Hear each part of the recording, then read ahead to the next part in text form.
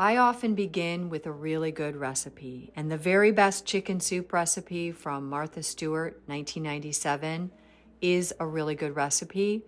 But what I ended up with was a great method. To get a nice soup on the table very quickly, I put 2 boxes of stock into a pan. Half is low sodium, the other is regular. For convenience, I buy chicken breasts that have been skinned and deboned. I put them straight into cold broth, and while it comes to a simmer, I clean and prep the carrots and fennel. I cut the carrots to look pretty, and I make the fennel small enough so it's easy on the tooth. Recipe calls for escarole, but I don't have escarole, so I add a couple handfuls of de-stemmed spinach, which wilts very nicely at the very end of cooking. I cook the chicken long enough to turn it from translucent to opaque, and while it's cooling, but it's still very hot, I shred the chicken. Hand shredding creates the right size and texture of the chicken. The carrots are firmest, so they go in the pot first. I like to skim a little bit of the foam off, but I'm not too fastidious about it. The par-cooked chicken will get added back to the soup,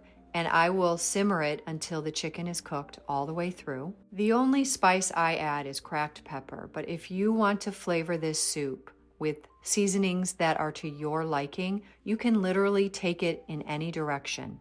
The same is true for the types of vegetables that you choose. If something is in season or it is sitting in your refrigerator, needing to be used before it gets old, then use that. Once the vegetables are at the tenderness that I enjoy, which is actually quite firm, I add the spinach to the top and let it wilt and stir it in a bit. I enjoy dried beans cooked al dente, so I cook them on the side and add them later. You can also use canned beans.